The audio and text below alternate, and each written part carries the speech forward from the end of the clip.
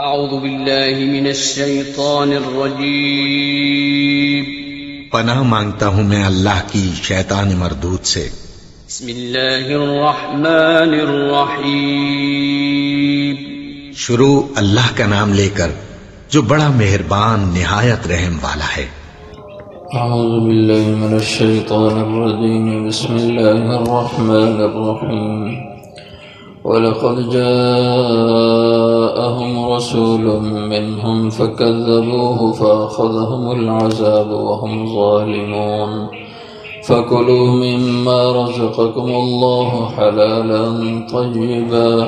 وَاشْكُرُوا نِعْمَةَ اللَّهِ إِن كُنتُمْ إِيَّاهُ تَعْبُدُونَ إنما حرم عليكم الميتة والدم ولحم الخنزير وما أهل لغير الله به فمن اضطر غير باغ ولا عاد فإن الله غفور رحيم وَلَقَدْ جَاءَهُمْ اور البتہ تحقیق آئے ان کے پاس رسول منہم رسول انہی میں سے فکذبوہ پس انہوں نے جھٹلایا انہیں فاخذہم العذاب پس پکڑا انہیں عذاب نے وہم ظالمون اور وہ ظالم تھے فکلوا پس کھاؤ مما اس میں سے جو رزقکم اللہ نے تمہیں رزق دیا حلالا حلال طیبا پاکیزہ واشکروا نعمت اللہ شکر کرو اللہ کی نعمت کا ان کنتم ایاہ تعبدون اگر تم ہو اسی کی بندگی کرتے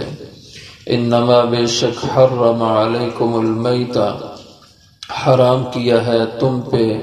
اللہ نے مردار والدم اور خون ولحم الخنزیر اور گوشت خنزیر کا وما اور وہ جانور اہلا اور وہ چیز جو اہل مشہور کر دی گئی ہو لغیر اللہ بھی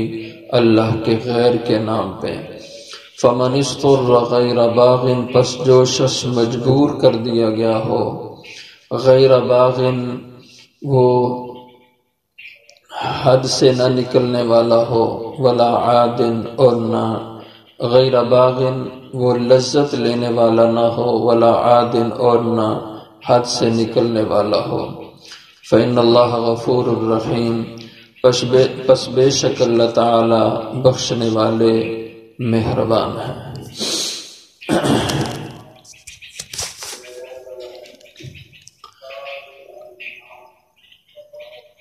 اللہ جل شانہ نے ان آیات میں اللہ کی نعمتوں کی ناشکری کرنے والوں اور ان کے ناشکری کے انداز اس کا ذکر کیا ہے۔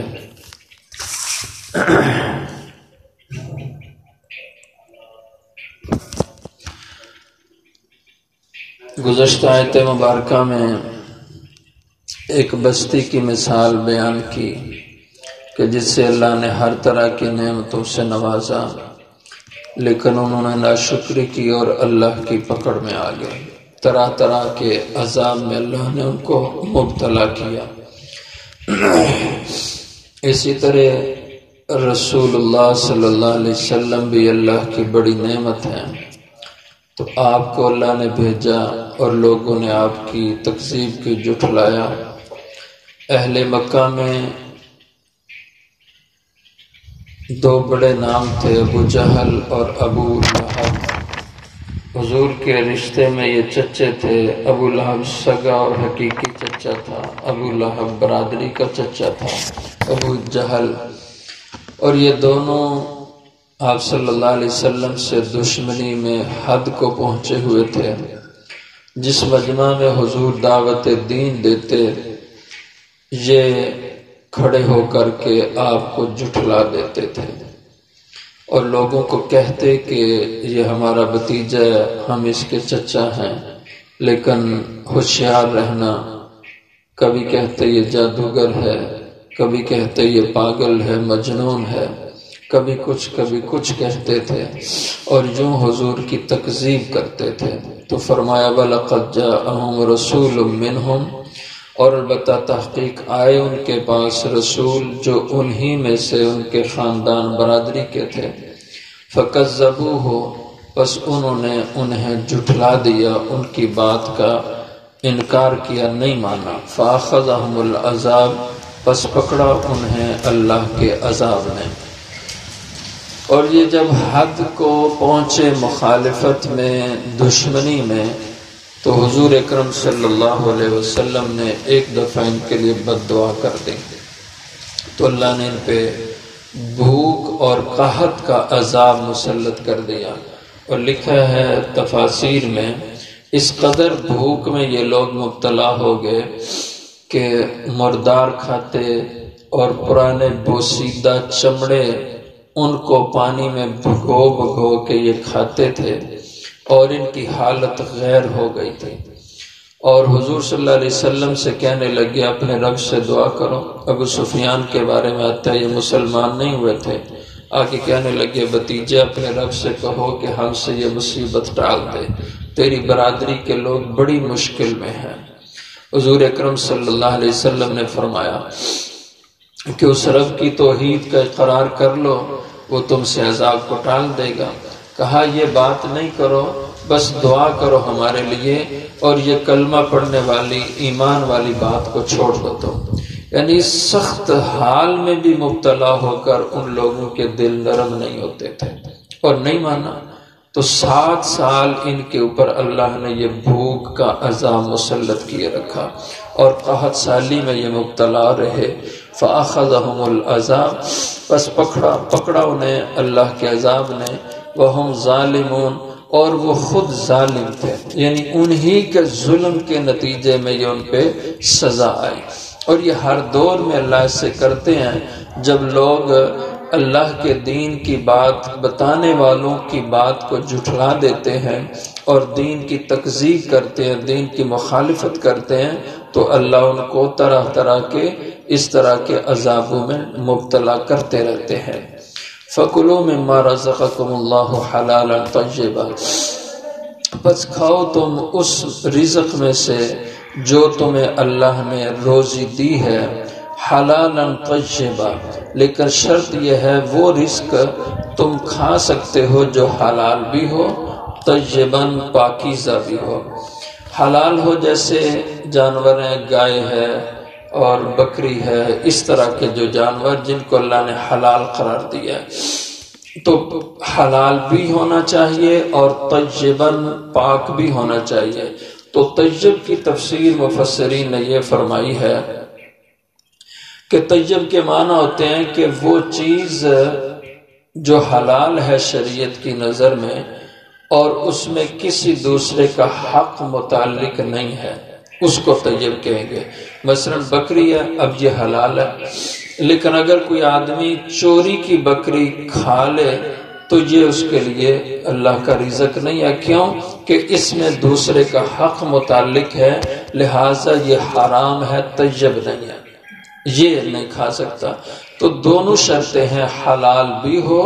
اور وہ چیز طیب بھی ہو، کسی اور کی ملکیت کا اس چیز کے ساتھ کوئی تعلق نہ ہو، کسی کی جیب سے چیز نکال لی کھانے کی، اب وہ حلال تو ہے لیکن پاک نہیں ہے، وہ ناپاک چیز ہے، اس سے بچنا ہے۔ تو دونوں شرطیں بتلائیں کہ جو رزق میں اللہ نے تمہیں چیزیں دی ہیں ان کے لیے پہلی شرط یہ ہے کہ حلال بھی ہو اور دوسری یہ ہے کہ طیب بھی ہو۔ اسی لیے حضور صلی اللہ علیہ وسلم کا ارشاد گرامی ہے کہ تمہارے لیے کسی مسلمان کا مال حلال نہیں جب تک وہ دل کی خوشی سے تمہیں نہ دے۔ اگر تم اس کو مجبور کر کے کوئی چیز لے رہے ہو جس میں اس کی دل کی خوشی شامل نہیں ہے، اگرچہ وہ ہاتھ سے تمہیں دے رہا ہے، اپنے ہاتھ سے دے رہا ہے، لیکن وہ تم سے مجبور ہو کر تمہارے ڈر سے یا تم نے کوئی اس کو دھمکی دی تعلقات کی، اس بنا پہ وہ مجبور ہو کے پکڑا رہا ہے اپنے ہاتھ سے، لیکن اس کا دل اس پہ خوش نہیں ہے، وہ دل سے نہیں دے رہا، تو وہ تمہارے لیے حلال نہیں، حرام ہے۔ وشکروا نعمت اللہ، اور شکر ادا کرو اللہ کی نعمتوں کا، جو اللہ نے تم پہ انعامات کیے ہیں ان پہ اللہ کا شکر ادا کرنا چاہیے تمہیں۔ ان کنتم ایاہ تعبدون، اگر تم اسی اللہ کی بندگی کرتے ہو تو پھر اس کی نعمتوں پہ اس کا شکر بھی تمہیں ادا کرنا چاہیے، اور نعمتوں پہ شکر کرنے سے اللہ نعمتوں کو بڑھاتے ہیں، اور ناشکری کرنے سے اللہ نعمتوں کو گھٹا دیتے ہیں۔ انما حرم علیکم المیتہ والدم ولحم الخنزیر، تو لوگ اپنی مرضی اپنی طرف سے بعض چیزوں کو حرام کر دیتے تھے، حلال کر دیتے تھے، تو اس سے منع کیا کہ تمہیں کسی کو بھی اختیار نہیں اپنی طرف سے حلال کرنا حرام کرنا، جو اللہ کا حلال کردہ ہے وہی حلال ہے، جو اللہ نے حرام کر دیا وہ حرام ہی رہے گا، تمہارے حلال کرنے سے کبھی حلال نہیں ہوگا۔ تو جو اللہ نے چیزیں حرام کی ہیں، بے شک حرام کیا ہے تم پہ اللہ نے مردار، وہ جانور جو اگرچہ حلال ہو لیکن ذبح نہ کیا گیا ہو اور تبھی موت مر جائے تو اس کو مردار کہا جاتا ہے، تو یہ بھی حرام ہے تمہارے لیے۔ والدم، اور خون جو جسم سے بہہ کے نکل جاتا ہے، جانور آپ نے ذبح کیا، اب ذبح میں جو خون بہہ گیا جانور سے نکل گیا، یہ خون اس کو دم مسفوح کہا جاتا ہے۔ جیسے انسان کے بدن میں جب تک خون ہے تو وہ پاک ہے، لیکن زخم لگا، کوئی ایسی چوٹ لگی، وہ خون بدن سے باہر نکل آیا، اب وہ ناپاک ہے، اس کو اللہ نے حرام کر دیا۔ ولحم الخنزیر، اور گوشت خنزیر کا، تو گوشت خنزیر کا، لیکن مراد اس سے خنزیر کا ہر جز ہے، اس کا پورا جسم اللہ نے تم پہ حرام کیا ہے، نہ اس کی ہڈیوں سے نفع اٹھا سکتے ہو، نہ اس کی چمڑی سے، نہ اس کے بالوں سے، اس کے کسی بھی جسم کے حصے سے تم نفع نہیں اٹھا سکتے، وہ نجس العین ہے۔ لیکن گوشت کا ذکر صرف اس لیے کیا کہ کھانے کی چیزوں کا ذکر ہو رہا ہے، اس لیے اس کا، ورنہ خنزیر کا پورا جسم وہ حرام ہے۔ وما اہل لغیر اللہ بھی، اور وہ چیز بھی حرام اللہ نے کر دی جس کو مشہور کر دیا گیا، جس کو شہرت دے دی گئی اللہ کے علاوہ کی، اللہ کے غیر کی، جس پہ تشہیر کر دی گئی کہ یہ فلاں کا نذرانہ ہے، یہ فلاں کا چڑھاوا، فلاں کی منت ہے، تو یہ ہے غیر اللہ کے لیے تشہیر کر دینا۔ تو اہل لغیر اللہ سے مراد یہ ہے کہ کسی کے تقرب کے لیے، کسی کی خوشنودی کے لیے جانور دیتا ہے کہ اگر میں یہ جانور ان کے نام کا نذرانہ دوں تو میرا یہ کام بن جائے گا، اور اگر میں نے نہ دیا تو میرا نقصان ہو جائے گا، اس کو تقرب لغیر اللہ کہا جاتا ہے۔ مثلا ہم اللہ کے نام پہ چیزیں دیتے ہیں، اللہ کے نام کی نظر کرتے ہیں، اس لیے کہ اس کے ذریعے سے اللہ ہم پہ راضی ہوں گے،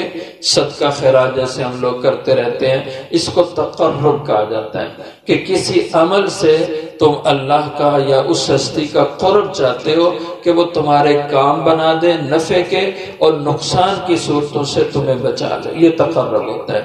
اور اس تقرب کے خیال سے جو چیز بھی آپ اللہ کے علاوہ کسی بھی ہستی کے نام پہ نذرانے کے طور پہ دیں گے،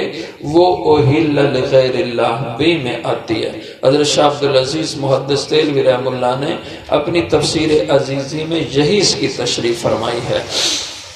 کہ وما اہل لغیر اللہ بھی، تو اس پہ لوگ مغالطہ دیتے ہیں، اور دیکھو جی قربانی بھی تو تم کرتے ہو نا، کہ اور اس میں کہتے ہو یہ فلانے کی قربانی ہے، فلانے کی طرف سے یہ جانور بکرا ہے، یہ فلانے کی طرف سے گائے ہے، یہ فلانے کی طرف سے، وہ بھی تو تم غیر اللہ کے لیے جانور کو مشہور کرتے ہو، وہ حلال ہو گیا۔ اور جو کسی